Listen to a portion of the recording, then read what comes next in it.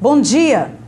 A reforma do Código Florestal deixou o mundo todo com as atenções voltadas para o Brasil. O que está sendo tratado é o futuro, não só de nossas matas, mas da nossa existência. Afinal, sem meio ambiente não há vida. O Código Florestal tem estreita ligação com o agronegócio, que vem se expandindo e colocando o país no cenário de liderança mundial.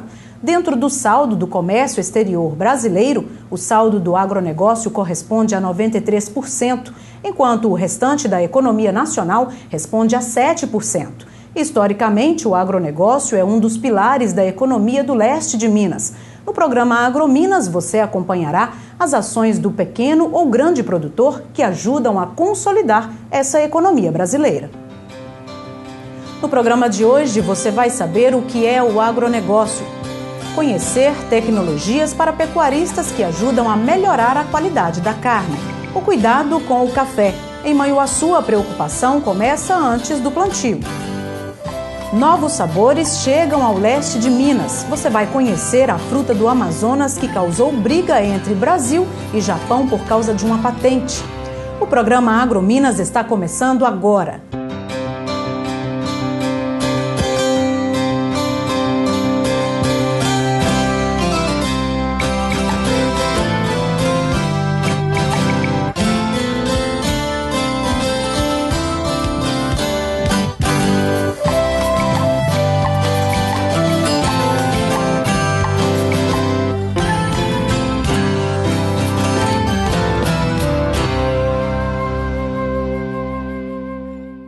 Nos últimos anos, um assunto muito discutido no campo é o agronegócio. Mas você sabe o que é o agronegócio?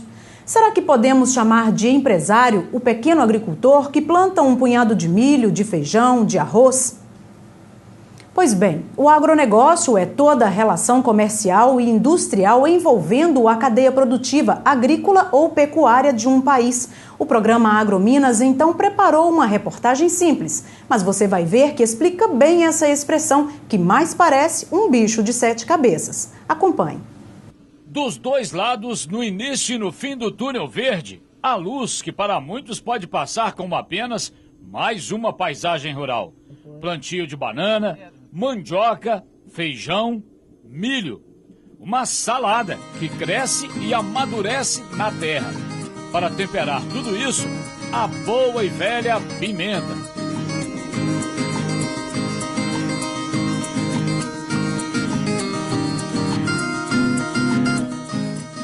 Nós temos também um palmito que chegou quase a estar extinto na nossa região, que ele é da região, que é o Jussara.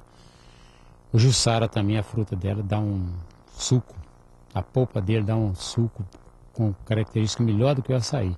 Nós estamos voltando a introduzir, normalmente reintroduzir o Jussara dentro das nossas matas, nas partes mais baixas que ele gosta de lugar de encharcamento, para a gente estar produzindo, aproveitando as frutas. E a gente se esqueceu de falar do açaí, seu Zacarias. Olha, o açaí, nós recebemos realmente a semente. Primeiro recebemos uma remessa de semente aqui e falaram que era de pupunha. Quando nós plantamos, nasceu açaí. Então, todo em torno desse terreno aqui, nós temos plantação de açaí. As plantações cobrem 5 hectares da propriedade de seu Zacarias. Tudo aqui brotou pelas mãos dele e dos 4 filhos. Eu já tinha uma ideia há muito tempo de estar criando aqui uma reserva. A reserva que nós achamos mais em acordo para nós estar criando foi uma reserva particular do patrimônio natural. A propriedade da família ainda tem 17 hectares de mata preservada. É uma reserva particular do patrimônio natural. E graças a essa área, as terras foram incluídas no Circuito Mata Atlântica de Minas, no Portal da Mata Atlântica e no Programa de Regionalização do Turismo. É aí que a palavra agronegócio começa a fazer sentido para seu Zacarias. Agronegócio como sinônimo de turismo. A fazenda, em Ipatinga, atrai professores e estudantes universitários interessados em pesquisas ambientais. Recebe uma média de 6.000 visitantes por ano. Essa reserva nossa hoje, elas são 17 hectares de Mata Atlântica.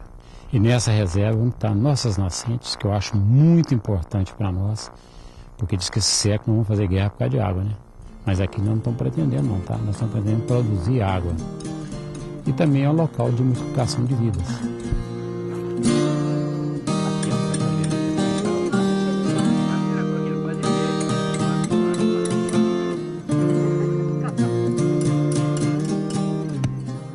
médico Genserico herdou de família o gosto pela pecuária.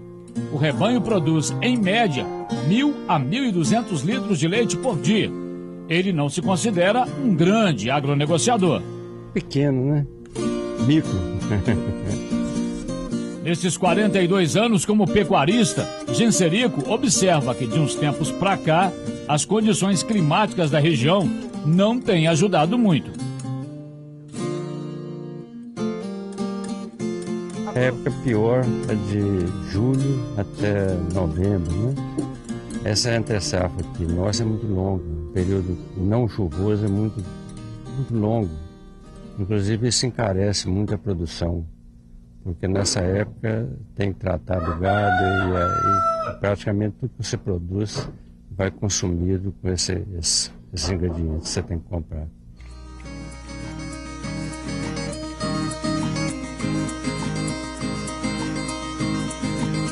A má distribuição das chuvas no leste de Minas também atrapalha seu otamário. O feijão que ele planta no meio do milharal não cresce, não floresce da maneira que ele esperava. Entre um pé de milho e outro, mal se vêem os pezinhos de feijão.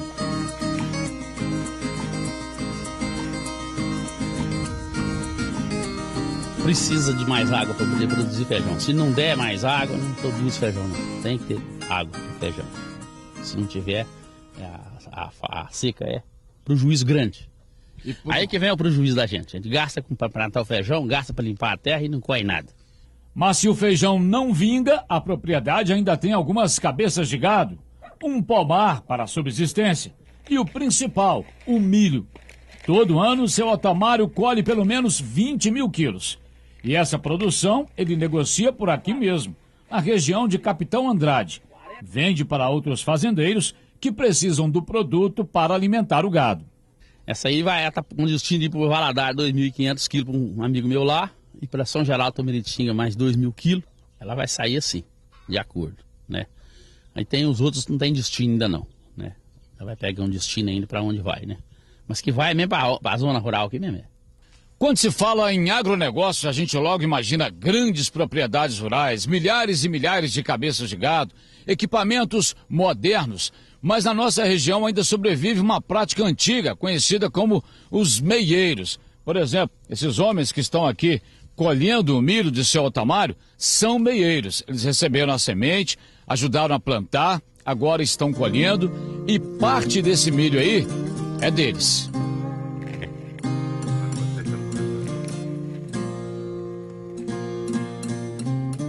Seu Clóvis é um dos 16 meieiros que hoje trabalham com seu otamário. Funciona assim, ele era a terra, entendeu? E pega da semente, dá o milho, dá o feijão. Aí a gente vai capina e quando colhe, parte no meio. Se dá 2.000 quilos de milho, 1.000 da gente, 1.000 dele. É assim que a gente planta. E de vez em quando ele compra o milho seu? Compra o milho. A gente aí depende da gente, se quiser vender. Se não querer, né? Aí ele pega a parte dele, guarda, a gente leva da gente. E não é só isso. O negócio, ou melhor, o agronegócio, entre seu Clóvis e seu otamário, inclui também um investimento no futuro, na aposentadoria. Ao trabalhar aqui, seu Clóvis garante a filiação dele ao Sindicato dos Trabalhadores Rurais. Inclusive ajudou muito a minha mulher, entendeu? Ele foi o patrão dela e ela aposentou. Plantando na terra dele.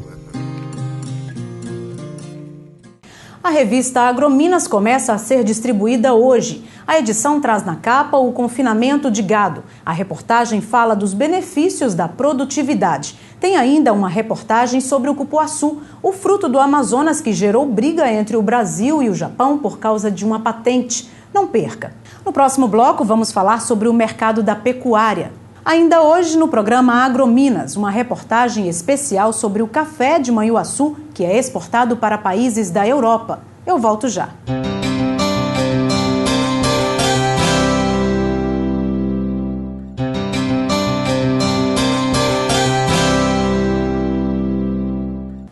Minas fica atrás apenas do Mato Grosso quando o assunto é rebanho de bovinos. Os pecuaristas da região têm um papel importante nesse cenário. Atentos às novas tecnologias, eles aumentam o plantel e melhoram a qualidade da carne.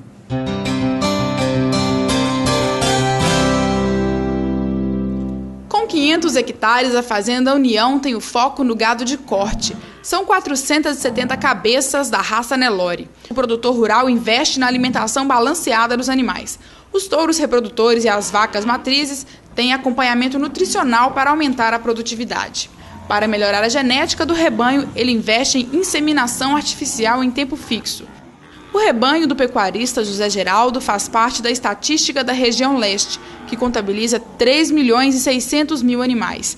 Seu Zé Geraldo está interessado em melhorar a qualidade do gado, por isso vê a tecnologia como grande aliada. Tecnologia e eficácia hoje em fazenda são palavras que não podem sair do dia a dia do fazendeiro, do criador. Por quê? Porque nós temos uma população crescente a nível mundial, então significa dizer que o mercado ele é comprador, vai passar a ser cada dia mais comprador de carne, de proteína, tanto a carne de proteína vermelha quanto a proteína branca, todas elas oriundo do animal, da vaca, do boi. E o investimento em tecnologia ele vai melhorar o que na carne? Ela vai melhorar maciez, ela vai melhorar cobertura de gordura, ela vai melhorar a precocidade do animal. Nós vamos ter animais mais precoces, portanto com menos tempo de pasto. E eu acho que isso aí é uma coisa importante, porque você cada dia que passa vai comer carne com animais mais precoces, mais novos e mais tenros. As exportações de carne bovina devem trazer para o Brasil neste ano 6 bilhões de dólares. O valor representa um crescimento de 20% sobre o faturamento registrado em 2011. Por mês são abatidas cerca de 1.800.000 cabeças no país. Dos 2 frigoríficos existentes em Governador Valadares, este é o maior. Aqui são abatidos em média 400 animais por dia. Em época de alta produção, chegam a ser abatidas 800 cabeças. Nós mandamos a nossa carne quase tudo para o Rio de Janeiro. E o Rio gosta desse boi mais erado, né, com o dianteiro avantajado, etc., que é a característica do boi da nossa região. Não seria o caso de um gado de exportação, por exemplo. Para garantir a qualidade da carne, o processo começa no curral, onde os animais são lavados. O boi sofre uma inspeção antemortem, que é feita pelo fiscal federal médico veterinário. Liberado para o abate, ele passa por banhos para fazer o asseio, né, externo. Em seguida ele é insensibilizado com uma pistola automática de pino retrátil, que é chamado abate humanitário, né? Depois ele passa por um processo de retirada do couro, retirada das vísceras, e essas também são examinadas, cada uma delas por um inspetor especializado, coração, rins, pulmão, etc., e glândulas para verificar a possibilidade de alguma doença. Depois de liberado, ele é serrado ao meio, né, carimbado, lavado e guardado nas câmaras frigoríficas até atingir uma temperatura entre 2 e 7 graus. A pesagem é feita na balança do frigorífico e também na balança Pese Bem da União Ruralista Rio Doce, que garante a transparência no processo. O seu Nelcino Rodrigues, da cidade de Ipanema, nos enviou este milho aqui, olha só. Ele quer saber se o milho é comum e se serve para a alimentação. Seu Nelcino contou que ganhou alguns grãos do milho e resolveu plantar em um pequeno sítio. O milho produziu e ele já distribuiu para alguns amigos. Nós fomos procurar uma especialista para responder às perguntas do senhor, seu Nelcino. O repórter Caio Henrique conversou com o professor Alexandre Silvio, da Universidade do Vale do Rio Doce. Veja o que ele nos contou. O milho vermelho, esse aqui muita gente já deve ter visto.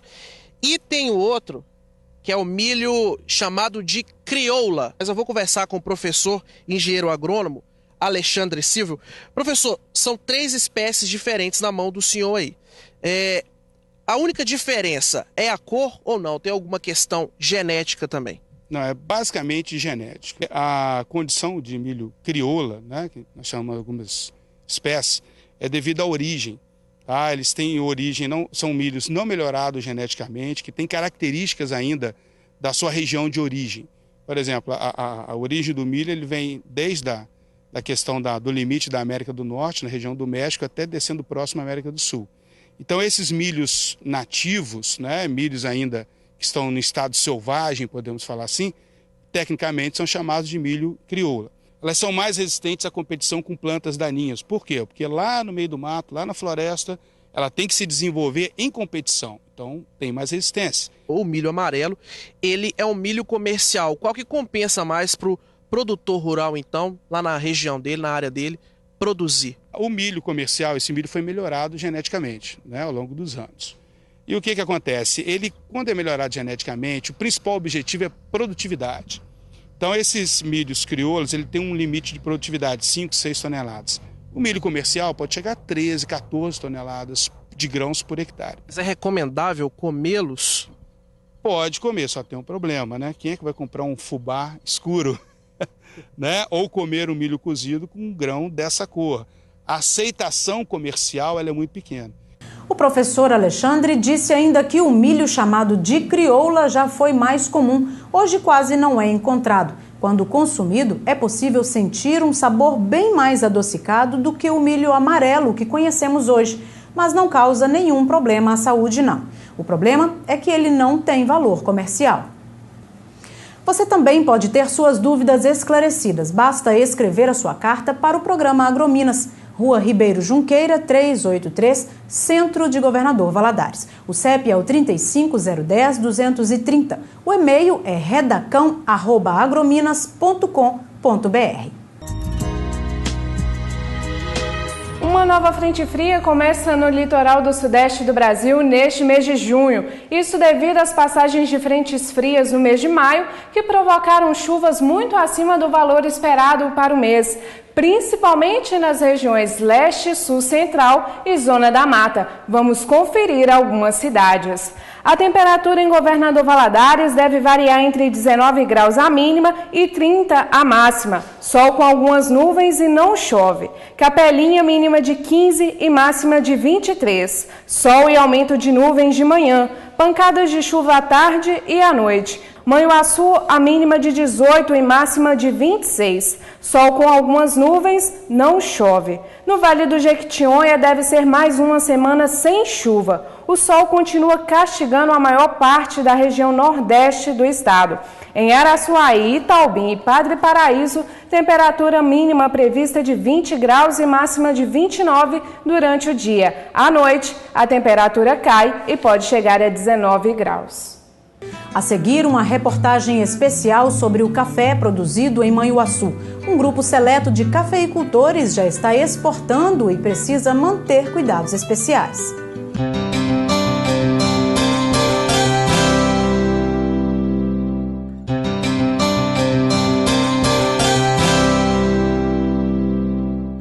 Na reportagem especial de hoje, você vai conhecer a história de um seleto grupo de cafeicultores de Manhuaçu, na Zona da Mata. Quem até pouco tempo se preocupava com a qualidade do fruto, hoje se preocupa em manter a qualidade para atender compradores externos. O que sai de Manhuaçu já ganhou clientes fora do Brasil e depois de conquistar o paladar dos alemães e dos italianos, agora pode estar chegando a vez dos chineses. O fruto é tipo exportação, mas apenas para um seleto grupo de cafeicultores. Em Manhuaçu são apenas 4, segundo a Associação dos Cafés Especiais.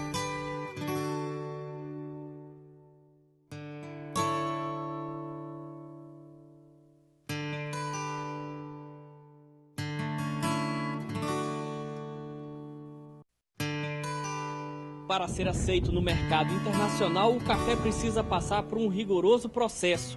No entanto, todo esse cuidado não começa na colheita do fruto, mas antes mesmo da primeira florada.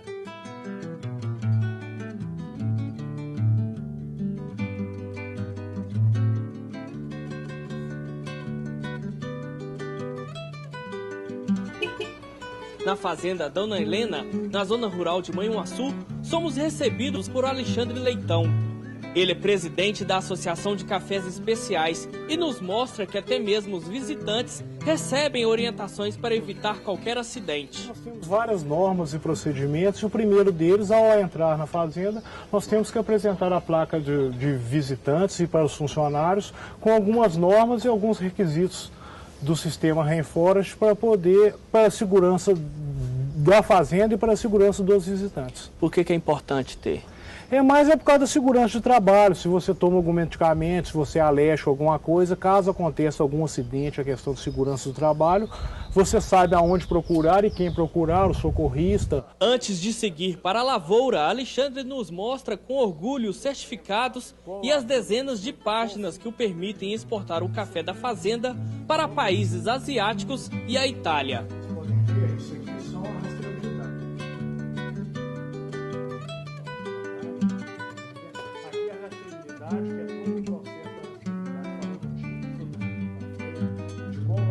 Você tem toda essa documentação, comprovam a qualidade e aquilo que o importador, independente de qual país, quer saber. Essas informações estão aqui, né? Isso, são informações desde lá da colheita ao que você faz com a água. Aqui são os registros as outorgas d'água, a licenciamento para você poder mexer com café. Isso aqui é a análise da água que os funcionários bebem para poder ver se os funcionários estão tomando uma água de qualidade, né? E tem todas essas praças aqui, a 7, os defensivos agrícolas, qual que eu utilizei, a data, o registro de aplicação, qual funcionário que aplicou naquela data, você está entendendo? Aqui a rastreabilidade, que é todo um processo da rastreabilidade, falando o dia que foi colhido o café, de qual lavoura que foi, para qual firma que foi vendida. Para quem está importando o seu produto, qual que é a importância disso? A maior importância é a segurança de que não foi utilizado nenhum produto, nenhum agrotóxico naquele período antes de respeitando a carência, e isso você passa a ser corresponsável com o vendedor do café final, você testando que você não fez isso. Então, na hora que você coloca a sua cara na frente e falando que você fez e por você coisa, você está corresponsável ao produto. Então, é a segurança que o importador quer e a tranquilidade que ele sabe que vai poder vender aqui para qualquer consumidor e não vai ter problema nenhum.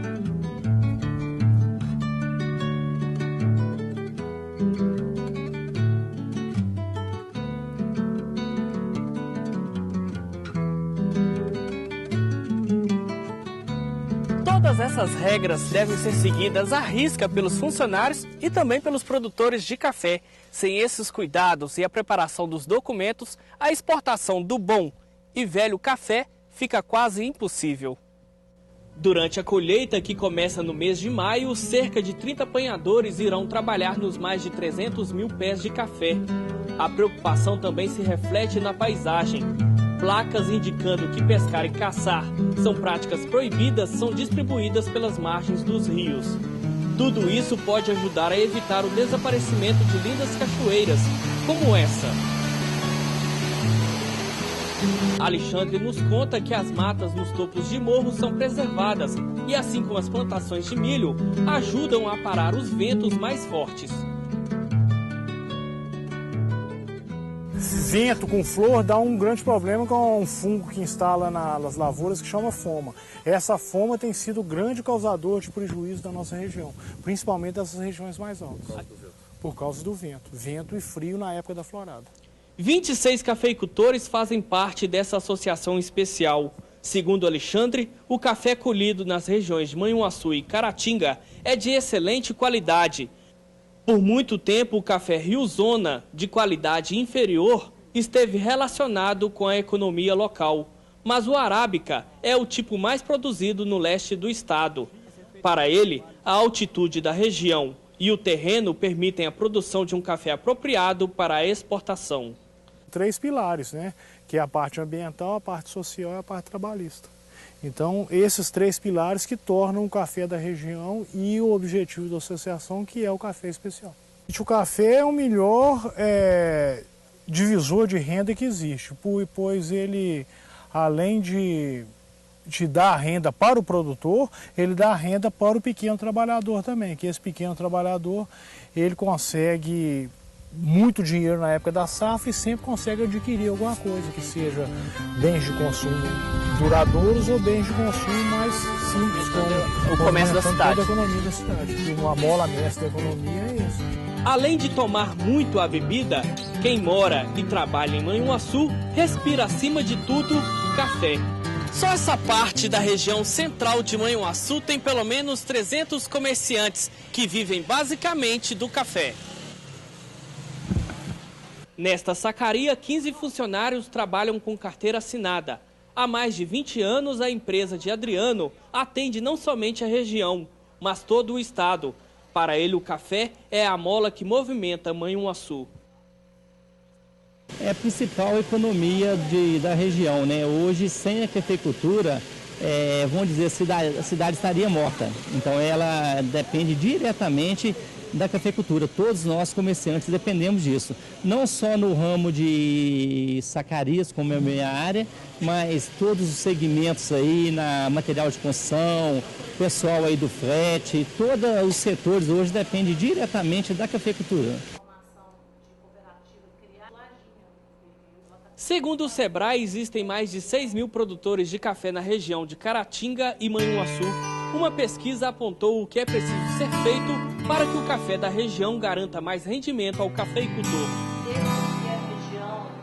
Durante 6 meses, por uma equipe do Sebrae Minas, onde foi identificado 4 pilares a serem trabalhados nesse primeiro momento, que é a qualidade, né, que é a base do trabalho, a identidade do nosso café aqui da região, a questão da governança, que é a liderança, a representatividade do café das matas de Minas, e para que a gente consiga chegar no mercado, que é o último pilar, de forma organizada e estruturada.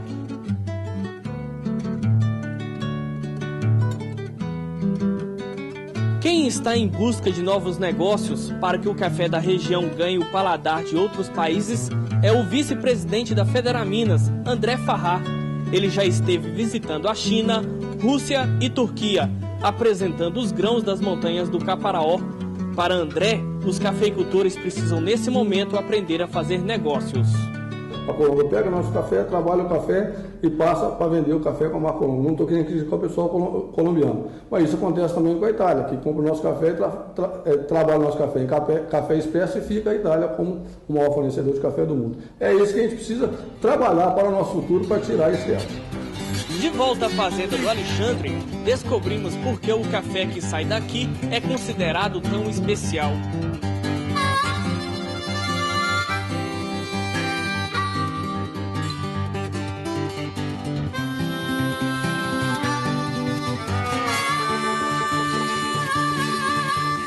A preocupação com a qualidade do fruto começa com a separação do lixo e prossegue no depósito dos produtos químicos usados pelos 7 funcionários da fazenda.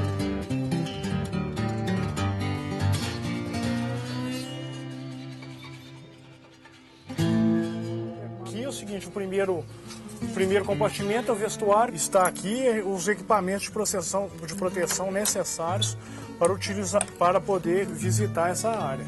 A gente pega e troca, cada funcionário tem o seu EPI, porque EPI é equipamento individual de proteção, cada um tem que ter o seu. Eu não posso utilizar o seu e você não pode utilizar o meu. De higiene e de segurança mesmo. Tem aqui os fertilizantes, que a gente tem um controle de estoque total, quanto que é usado em cada lavoura e tudo. E tem essas bandeiras, que essas bandeiras significam o quê? Quando eu faço aplicação numa área, tem um período que eu tenho de reentrada. Então, quando eu acabo de aplicar o produto, eu coloco as bandeiras na entrada das lavouras, demarcando. Enquanto essas bandeiras estiverem lá, ninguém pode entrar na lavoura. E aqui são os produtos mais perigosos. Mais perigosos. Que ali tem as embalagens de produtos. Como você pode ver, todos os produtos são feitos as tripla lavagem, que faz 3 buracos no fundo, e leva e posterior devolução na central de embalagens vazias. Para evitar que possa contaminar o solo, né? Exatamente, as bombas são numeradas, né, para fazer calibração, para ver se não está jogando mais produto ou menos, e todo um procedimento de caso não acidentes. Quando vai para o campo, vai com a fita zebrada, vai com um balde, tá vendo, para ouvir algum problema. E aqui é uma caixa de areia que nós temos sempre. Se houver algum derramamento, a gente entorna a areia igual nós fizemos aqui no chão, junto com o produto, e recolhe. E os trabalhadores sabem que é preciso evitar acidentes. Por isso, todos usam roupas apropriadas que evitam qualquer contato da pele com os agrotóxicos e os defensivos agrícolas.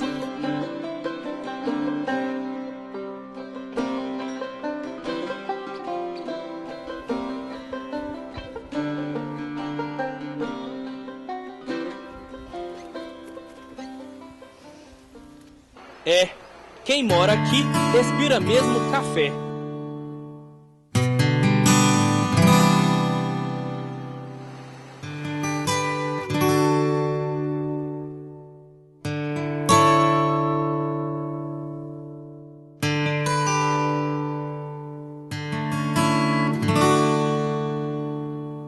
fruto é famoso no mundo inteiro. Foi tema de debate internacional sobre biopirataria quando uma empresa japonesa tentou registrar o uso exclusivo da palavra, mas perdeu para o Brasil. Eu estou falando do cupuaçu, fruto típico da Amazônia, cultivado no norte e nordeste do país. Começa a ser plantado também em Fernandes Tourinho.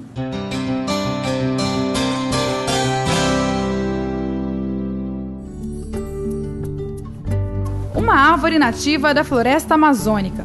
A fruta é conhecida pela polpa cremosa e sabor exótico. É o pé de cupuaçu, que se adapta bem ao clima quente e à sombra de plantas de porte florestal. Na fazenda Córrego Preto, são 4.000 pés que dividem espaço com a seringueira. Seu Elísio é produtor de látex há 10 anos e assim despertou o interesse pelo cupuaçu.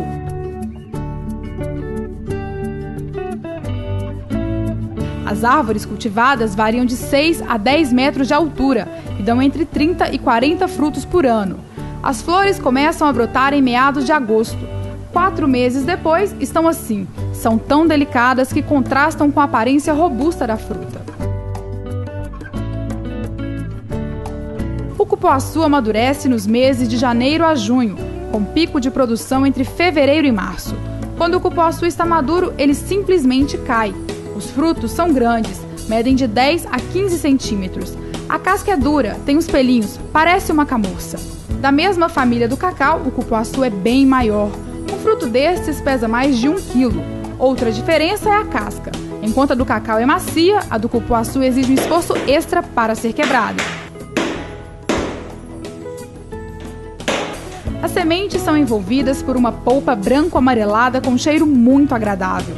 O sabor é doce e se mistura com a acidez da semente. O cupuaçu, ele, além de servir para fazer refresco, picolé, sorvete e doces em geral, ele atualmente ele já está sendo bastante aceito, principalmente quando se mistura ele com açaí e outros.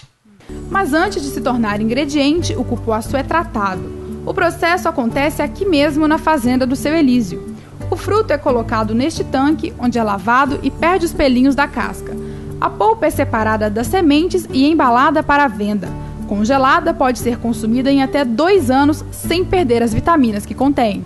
Seu Elísio fornece a polpa do cupuaçu para supermercados, lanchonetes e sorveterias de Governador Valadares e Teófilo Otoni. Parte da produção vem para esta fábrica. Por semana são produzidos 2.000 picolés e 500 litros de sorvete de cupuaçu. Nós fizemos promoções, em cima desse produto cupuaçu e ele estava saindo em média de 2.000 picolés aí por semana. O cupuaçu no picolé, que é o nosso forte, o carro forte é o picolé. E sorvete tem saído em média 40 caixas por mês.